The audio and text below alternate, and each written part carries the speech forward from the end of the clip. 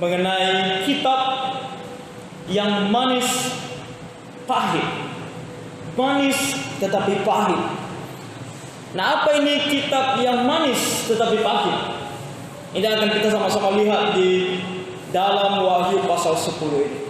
Nah, Wahyu adalah sebuah kitab yang mengajarkan kepada kita tentang penghiburan, karena di sana dituliskan tentang keselamatan yang Tuhan berikan kepada setiap yang percaya kepadanya. Terlepas dari kondisi, terlepas dari keadaan di dalam dunia ini, tapi pengharapan itu pasti bagi kita yang percaya kepada Tuhan. Kitab Wahyu juga berisikan akan peringatan akan hukuman terhadap dosa, agar kita yang belum percaya diingatkan bahwa kita harus percaya kepada Tuhan, karena kalau tidak, penghukumannya bagi kita begitu mengerikan.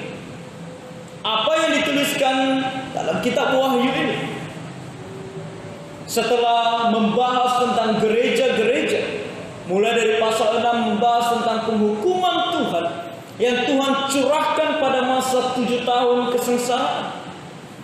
Dan ini bukan berarti karena kita tidak hidup di masa 7 tahun kesengsaraan tidak berguna dan tidak perlu untuk kita ketahui. Tapi ini justru memberikan kita gambaran yang nyata akan besarnya penghukuman Tuhan ketika Dia mau menghukum orang berdosa. Dan di malam hari ini bukan hanya kita melihat bahwa penghukuman bagi orang berdosa ini adalah hal yang pasti, bukan hanya hal yang pasti untuk menjadi peringatan bagi kita, tapi bagi kita yang sudah percaya kepada Tuhan, ada hal yang harus kita lakukan. Ketika kita sadari bahwa kitab yang nantinya ditelan oleh Yohanes adalah kitab yang rasanya manis namun pahit. Mari kita sama-sama lihat di ayat yang pertama dikatakan, dan aku melihat seorang malaikat lain yang kuat turun dari sorga. Nah, siapa malaikat ini? Kita tidak diberitahukan siapa. Nah, saya percaya bahwa malaikat ini adalah malaikat. Ada yang mengatakan bahwa ini adalah Tuhan Yesus. Tapi kalau kita melihat ciri-cirinya, tidak mungkin ini Tuhan Yesus, karena nanti kita tahu bahwa di ayat yang ke-6 dia bersumpah kepada Allah. Nah, Tuhan Yesus adalah Allah sendiri. Dia tidak perlu bersumpah kepada Allah. Jadi di sini adalah seorang malaikat. Mengapa dia dikatakan sebagai malaikat yang kuat? Karena lihat apa yang dia lakukan. Malaikat yang kuat ini turun dari sorga, berselubungkan awan, dan pelangi ada di atas kepalanya, dan mukanya sama seperti matahari, dan kakinya bagaikan tiang api. Jadi malaikat ini adalah malaikat yang sangat spesial, yang Tuhan utus turun ke dalam dunia. Dari langit dia turun ke bumi, dan kemudian dikatakan bahwa di atas kepalanya ada pelangi yang menunjukkan kesetiaan dan juga kemurahan Allah. Nah, pelangi selalu menjadi simbol kesetiaan dan kemurahan Allah. Kesetiaan karena Tuhan memegang janjinya. Kepada Nuh, Tuhan katakan, aku tidak akan lagi menghukum dunia ini seperti yang aku lakukan pada saat tersebut, yaitu dengan air bah. Nah, kesetiaan Tuhan, juga kemurahan Tuhan, karena pelangi itu menunjukkan bagaimana Tuhan masih bermurah hati kepada umat manusia dengan menyelamatkan Nuh dan anak-anaknya.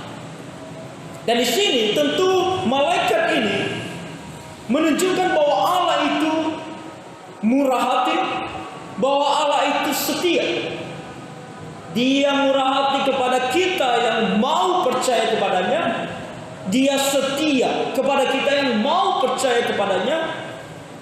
Tapi di saat yang sama, mukanya sama seperti matahari. Allah itu adalah Allah yang penuh dengan kemuliaan.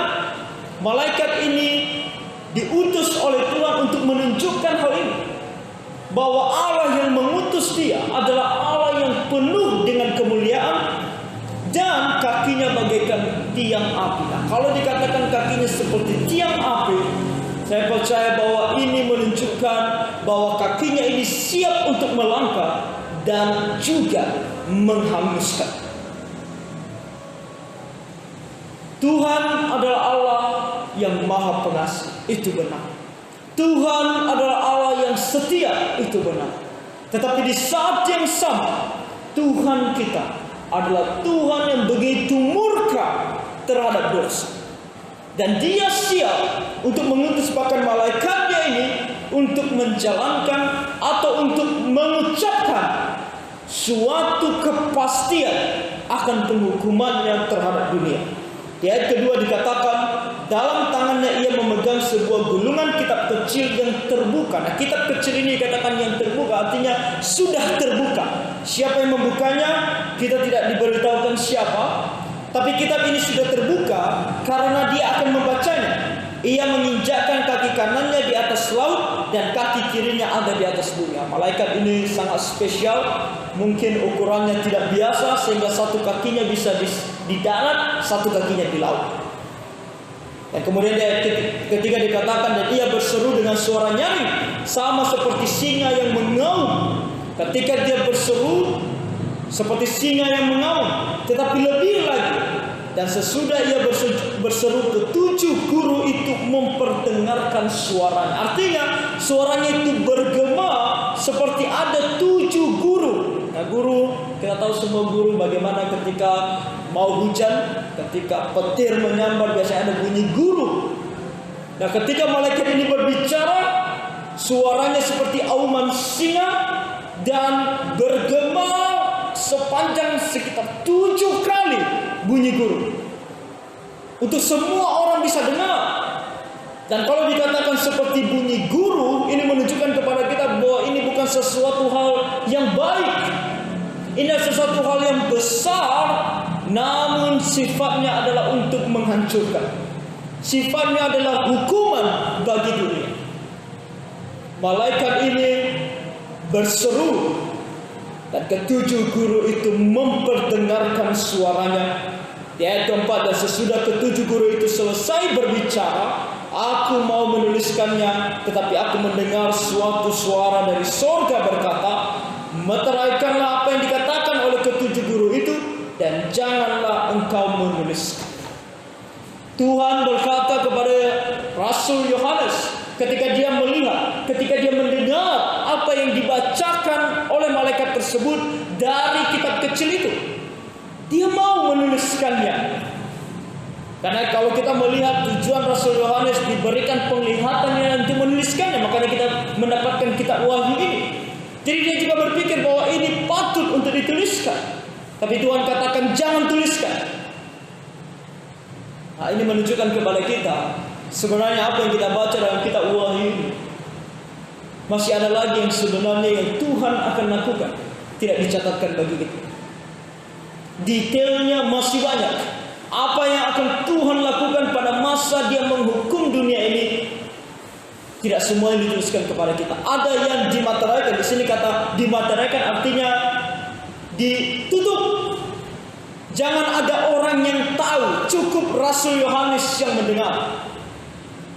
Kalau apa yang kita baca dalam kitab Wahyu ini saja sudah membuat kita takut, kita bisa katakan begitu mengerikannya hukuman Allah. Begitu banyak hal lagi yang Tuhan masih simpan, tidak beritahukan kepada kita. Karena apa yang diberitahukan di sini sudah cukup bagi kita sebenarnya untuk tahu bahwa Allah itu sangat murka terhadap dosa. Nah, ketika di sini dikatakan kepada dia, materaikanlah, simpan kata-kata itu, jangan kamu tuliskan. Dan malaikat yang kulihat berdiri di atas laut dan di atas bumi, mengangkat tangan kanannya ke langit.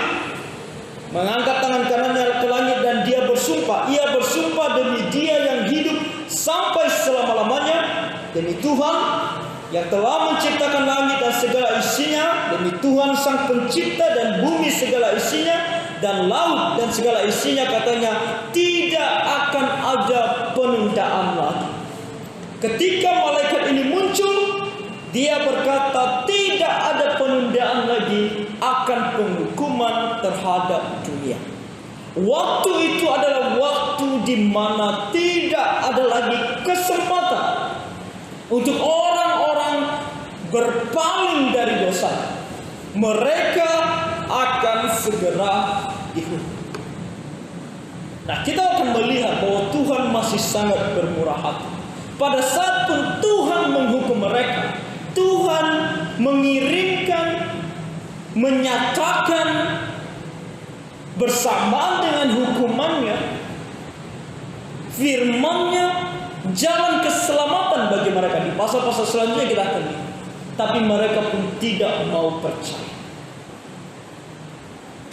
Katakan oleh malaikat itu, apa yang disampaikan oleh penghukuman yang akan Tuhan berikan kepada setiap orang yang tidak percaya kepadanya pasti akan dilaksanakan. Ketika nantinya malaikat itu turun, katanya tidak ada lagi penundaan. Tapi pada waktu bunyi sangkakala dari malaikat yang ketujuh, yaitu apabila ia meniup sangkakalanya, maka akan genaplah keputusan rahasia Allah, seperti yang telah ia beritakan kepada hamba-hambanya, yaitu para nabi. Nah, sangkakala ketujuh, kita sudah membaca di pasal-pasal sebelumnya bagaimana sangkakala dibunyikan sampai sangkakala ke-6. Nah, ketika sangkakala ketujuh, itu adalah penggenapan akhir dari segala penggenapan dari nubuatan Allah yang pernah Dia sampaikan melalui firman. Apa yang kita baca dalam kitab Kejadian sampai kitab Wahyu pasalnya ini adalah hal-hal yang akan terjadi sebelum sangkakala ketujuh itu dibunyikan.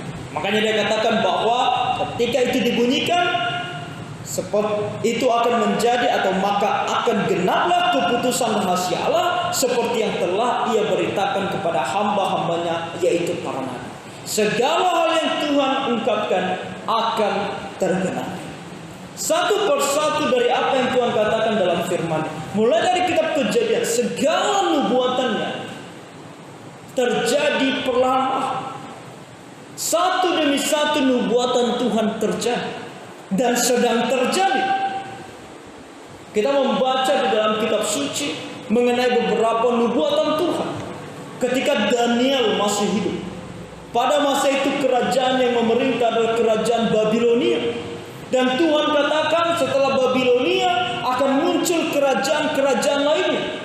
Akan muncul kerajaan Medo-Persia, akan muncul kerajaan Yunani, akan muncul kerajaan Romawi. Dan itu benar-benar terjadi. Daniel sudah mati pun kerajaan-kerajaan ini muncul satu persatu sesuai dengan apa yang Tuhan nubuatkan. Dalam kitab Yesaya Tuhan katakan, suatu hari bangsa Israel akan diduduki oleh kerajaan lainnya, akan dijajah oleh kerajaan lainnya. Nah, satu persatu dari apa yang Tuhan katakan terjadi. Dalam kitab Yesaya Tuhan katakan, suatu hari nanti Israel akan tersebar ke seluruh penjuru bumi. Keempat penjuru bumi Israel akan tersebar. Dan itu benar terjadi. Yesaya menubuatkan itu ratusan tahun sebelum tahun 70 Masehi. Hal itu benar-benar terjadi. Di pasal yang sama Yesaya berkata, tapi Tuhan pada waktu akan mengumpulkan mereka kembali menjadi sebuah bangsa. Dan itu terjadi bahkan ribuan tahun. Karena 1948 Israel kembali bersatu. Mereka yang dulunya tersebar ke seluruh dunia menjadi satu kembali. Makanya kita mengetahui sekarang ada negara Israel. Sebelum 1948 tidak ada bangsa Israel. Nubuatan Tuhan terjadi satu persatu. Ketika Tuhan katakan ketika Israel nantinya akan berkumpul kembali, akan ada beberapa negara di sekitar mereka yang akan berperang melawan mereka. Dan Tuhan berjanji, Tuhan akan berperang melawan negara-negara tersebut dan mereka akan kalah. Dan itu benar-benar terjadi. 1948 Israel merdeka. 1967 terjadi yang kita sebut sebagai peperangan 6 hari. Terjadi sesuai dengan nubuatan Tuhan. Bahkan nama bangsanya sesuai dengan apa yang dituliskan oleh Tuhan dalam kitab Yesaya. Nubuatan Tuhan terjadi satu persatu. baik dalam diri pribadi maupun dalam sebuah bangsa maupun dalam sebuah suku atau kepercayaan atau agama yang kita sebut sebagai sekarang kekristenan. Tuhan Yesus lahir ke dalam dunia juga merupakan penggenapan akan nubuatnya. Jadi apa yang dituliskan di dalam Alkitab tidak satupun tidak akan terjadi. Semuanya akan terjadi dan digenapi. Ketika sangkakala ketujuh itu dibunyikan, seluruhnya akan tergenapi. Dan mulailah sesuatu hal yang mengerikan. Kita akan membaca di pasal-pasal selanjutnya. Karena nanti peringatan atau tugas yang diberikan kepada Yohanes adalah tugas yang sama diberikan kepada kita sebelum apa yang dilakukan atau yang terjadi di pasal-pasal sebelumnya selanjutnya terjadi. Karena dikatakan di ayat 8, dan suara yang telah kudengar dari langit itu berkata pula kepadaku, itu adalah suara Tuhan, katanya, pergilah, ambillah gulungan kitab yang terbuka di tangan malaikat yang berdiri di atas laut dan di atas bumi itu. Ingat, tadi dia memegang sebuah kitab yang terbuka, kitab kecil, dan dikatakan oleh Tuhan kepada Rasul Yohanes, ambil. Ayat 9, lalu aku pergi kepada malaikat itu dan meminta kepadanya supaya ia memberikan gulungan kitab itu kepadaku. Katanya kepadaku, ambillah dan makanlah dia. Ia akan membuat perutmu terasa pahit, tetapi di dalam mulutmu ia akan terasa manis seperti madu. Apa yang dilakukan oleh Rasul Yohanes selanjutnya adalah sesuatu hal yang terjadi secara harafiah. Di ayat 10 dikatakan, lalu aku mengambil kitab itu dari tangan malaikat itu dan memakannya. Dia betul-betul memakan kitab itu. Tuhan membuat sedemikian rupa sehingga kitab itu bisa dimakan oleh Rasul Yohanes. Di dalam mulutku ia terasa manis seperti madu, tetapi sesudah aku memakannya perutku menjadi pahit rasanya. Apa yang terjadi sebenarnya? Dia memakan kitab itu. Gulungan kitab itu dia makan.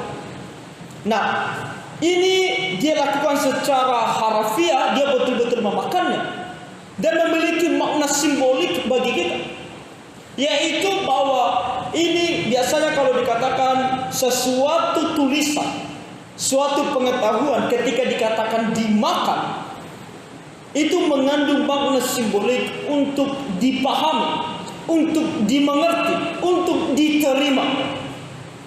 Jadi dia mewakili kita untuk menerima nubuatan Tuhan ini, untuk menerima tulisan mengenai penghukuman bagi dunia ini. Dan ketika dia menerimanya, dia mengatakan kepada kita, ketika masih di dalam mulutnya rasanya manis seperti madu, tapi di dalam perutnya rasanya sangat pahit. Tentu kita mungkin berpikir bagaimana perut bisa merasakan. Kalau kita makan sesuatu, kita tidak merasakan apa-apa kan ketika sudah sampai di perut kita. Hanya ketika di mulut kita merasakan. Tetapi ini juga adalah satu perasaan yang dimiliki oleh Rasul Yohanes ketika dia sudah menelan kitab itu. Dia merasakan bahwa kitab ini pahit di dalam perutnya. Kenapa? Karena ingat, tadi memakan ini adalah menunjukkan makna simbolik menerima, memahami, mengerti akan tulisan tersebut. Jadi ketika dia masih memprosesnya di dalam mulut, terasa manis. Kenapa? Sebagai orang percaya kepada Tuhan, hukuman terhadap dunia terasa manis di mulut kita. Suatu hal yang kita rindukan.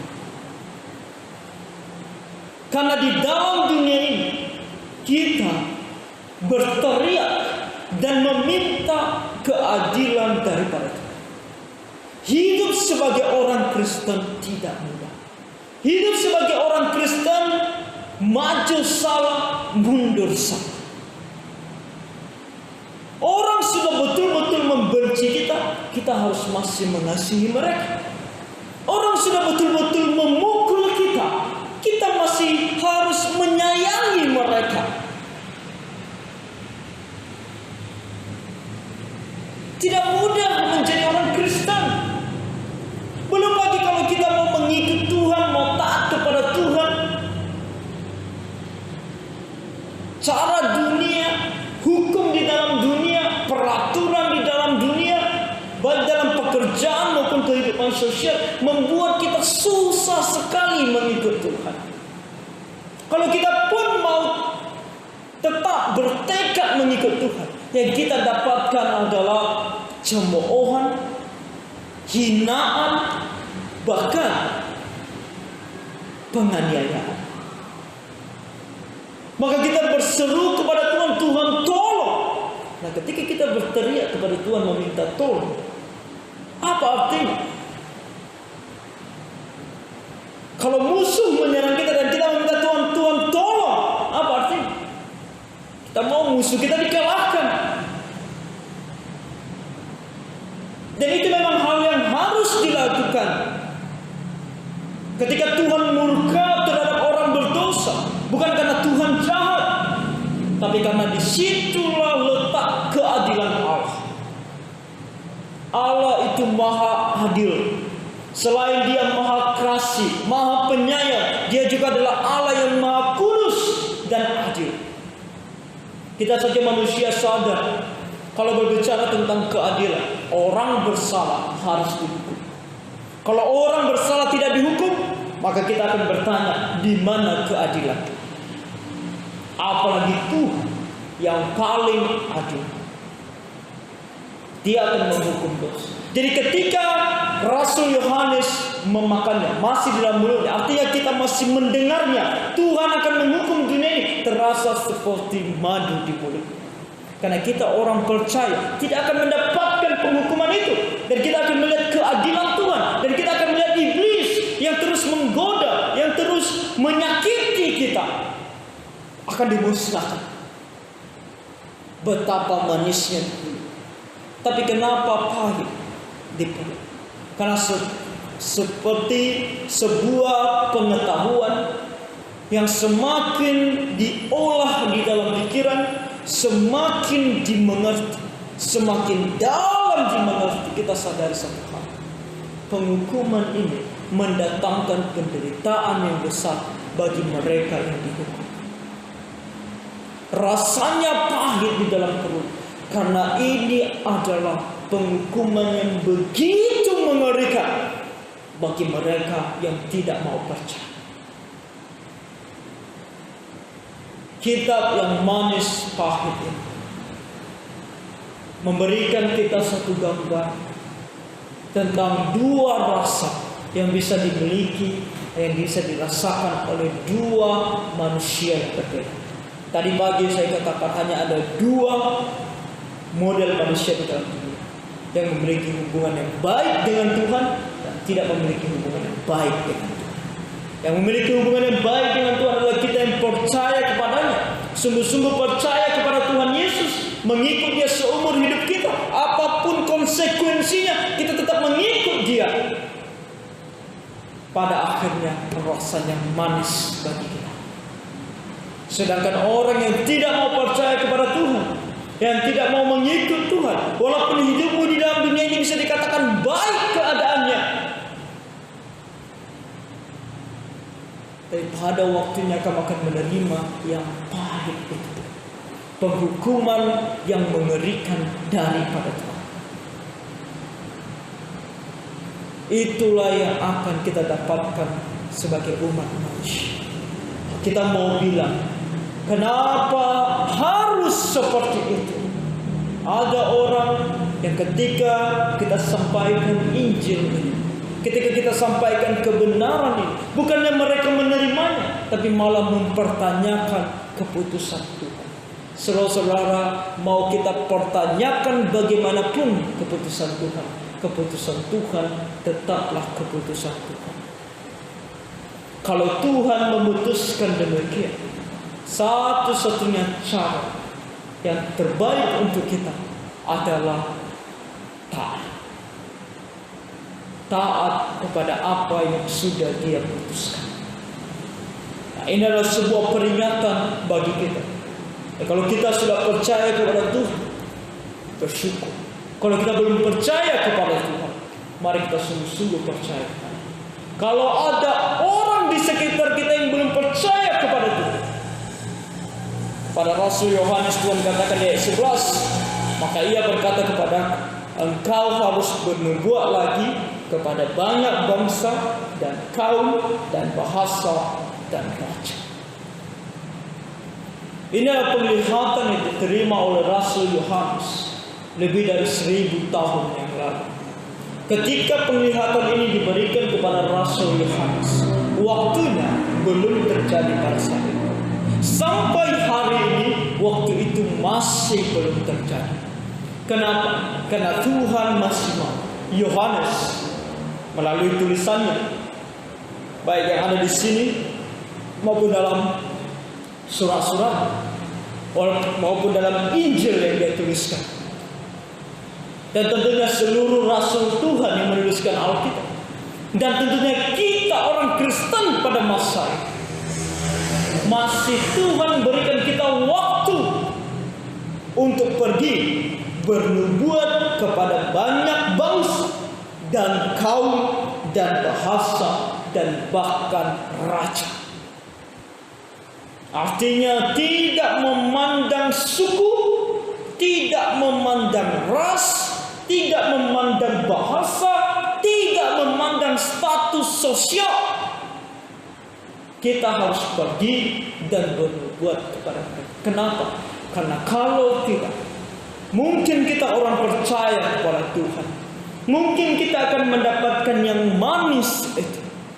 Tapi kalau saudara kita, kalau anak-anak kita, kalau keluarga kita, kalau sahabat kita, teman kita, bos kita, siapapun yang kita temui tidak percaya kepada Tuhan, mereka akan menerima yang pahit itu. Akankah kita tega mengetahui bahwa itu pahit rasanya, membiarkan mereka menikmatinya, merasakan? Bukankah kita mau mereka juga merasakan yang manis itu? Oleh karena itu, kepada kita yang sudah percaya kepada Tuhan, adalah ajakan dan dorongan Tuhan bagi kita untuk lebih lagi membawa orang-orang yang kita kasihi, orang-orang yang kita cintai, orang-orang yang kita kenal untuk percaya kepada Tuhan. Bawa mereka kepada Tuhan Yesus.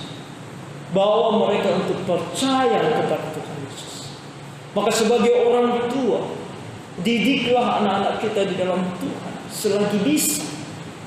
Kenapa saya katakan selagi bisa? Memang ada waktu di mana anak-anak kita sudah cukup dewasa untuk tidak bisa lagi kita ajarkan. Selagi kita bisa, selagi ada kesempatan, ajari mereka. Maka kita orang tua kalau mau mengajari anak kita firman Tuhan, lebih lagi kita harus belajar firman Tuhan. Banyak kepada anak-anak muda sekarang, bagi yang para pria khususnya, satu syarat untuk kamu bisa menjadi suami yang baik suatu hari nanti, setelah kamu datang dan belajar firman Tuhan.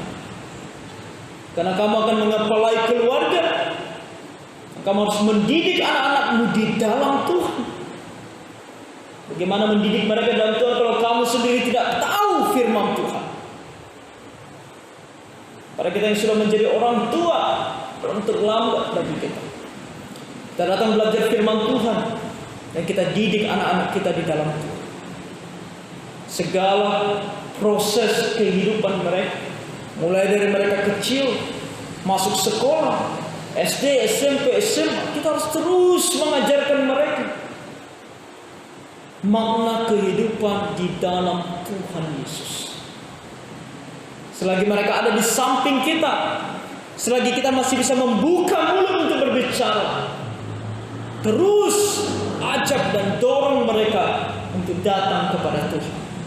Jangan henti-henti, jangan putus-putusnya, jangan merasa lelah ataupun bosan. Terus dorong mereka untuk percaya kepada Tuhan.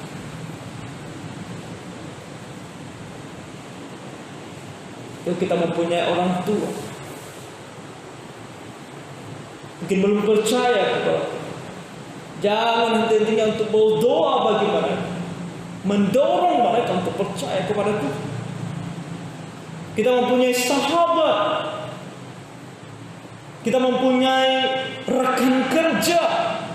Kita mempunyai tetangga. Kita mempunyai begitu banyak orang yang Tuhan tempatkan di sekitar kita. Dan kita orang Kristen harus bisa melihat bahwa tugas kita adalah untuk bernubuat. Bernubuat bukan berarti menerima nubuatan baru daripada Tuhan, tapi menyampaikan apa yang sudah Tuhan tuliskan di dalam firman-Nya kepada mereka. Ingat, kitab kecil itu berisi hukuman, rasanya manis. Ketika kita ingat kita adalah orang percaya, tidak mendapatkan penghukuman itu dan akan melihat keadilan Allah itu. Tapi di saat yang sama rasanya juga pahit, karena detail dari hukuman itu begitu mengerikan bagi setiap orang yang tidak percaya kepada. Ketika kita mengingat rasa kitab ini, biarlah kita didorong untuk lebih lagi menginjili orang-orang di sekitar kita. Jadi kiranya Tuhan menolong kita semua. Mari kita berdoa. Bapa Surgawi, kitab kecil itu yang berisikan penghukuman akan dunia ini, rasanya manis di mulut tetapi pahit di perut. Tuhan, ajarkan kami anak-anak-Mu yang hidup pada masa yang masih Tuhan berikan kesempatan untuk bernubuat, untuk menginjili banyak orang di sekitar, terlepas dari status sosial mereka, terlepas dari siapa mereka. Kami harus rindu dan giat untuk membawa mereka kepada Tuhan. Bapa, pakai setiap anak-anak-Mu yang mendengarkan firman-Mu, sehingga kami lebih lagi mendorong dan berusaha membawa orang-orang untuk percaya kepada Tuhan. Bapa, bagi kami yang mendengarkan firman-Mu, mungkin ada yang belum sungguh percaya kepada Tuhan. Bapa, Roh Kudus-Mu bekerja di dalam hati dan pikiran mereka. Tolong mereka Tuhan untuk sungguh-sungguh percaya kepada menerima Tuhan sebagai Tuhan dan Juru Selamat pribadi mereka, agar penghukuman itu tidak mereka alami dan tidak mereka dapatkan. Kasihan dan tolong mereka. Kami serahkan hidup kami ini ke dalam tangan Tuhan. Ampuni kami Tuhan dari segala dosa pelanggaran kami. Kami berdoa dan bersyukur dalam nama Tuhan kami Yesus Kristus.